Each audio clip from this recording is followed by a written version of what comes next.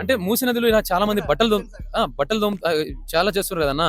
అది కాలుష్యం లేని కేవలం మన వినాయకుడి దగ్గరే కాలుష్యం అని ఆలోచిస్తే అది మనకి తప్పన్నది. కాబట్టి మన పండుగలు జరుగుతాయన్న అలాగే ఉంటాయి. కాబట్టి జనాలు అన్ని చూడాలి, అన్ని అనుభవించాలి. ఎందుకంటే 24 గంటలు మనుషులు ఫ్రెష్ వాటర్ తాగితే అవ్వదు. అంటే చెడు వాటర్ తాగదని చెప్పట్లేదు, పండగ జరుపుకోవద్దని చెప్పట్లేదు. కానీ పండగ జరుపుకోండి. గణేష్ కాకుండా ఊరికో గణేష్ పెట్టుకోండి. అందరూ సంతోషంగా ఉండండి. సర్వే జన సుఖినో భవంతు. బ్రదర్ ఏమంటుందంటే పల్లెటూరు ఎక్కువ జరగలేదు అని చెప్పేసి. ఎందుకంటే పల్లెటూరులో ఈ మధ్య చాలా మంది ఊర్మంతం కలిసి ఒకటే వినాయకుడు పెడతారు. వాళ్ళ ఊర్లో ఇప్పుడు ఒకటి కూడా పెట్టట్లేదు, పల్లెటూరులో ఒకటి కూడా పెట్టట్లేదు. కాబట్టి దయచేసి పల్లెలు అనేవి పట్టణాలు అనేవి పల్లెకి పుట్టినవే పట్టణాలు. కాబట్టి ఆ పల్లెల్ని అగౌరవపరచకండి. వినాయక చవితిని జరపండి. మన ధర్మాన్ని మనమే కాపాడుకుందాం.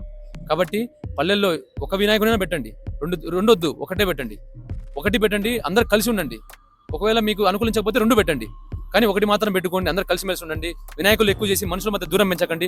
కోపాలు, శాపాలు, వైరాలు, అన్ని భావోద్వేగాలు మనకు వద్దు. మనకు కావాల్సిన ఒకటి దేవుడు ఆశీర్వాదం మనకు కావాలి.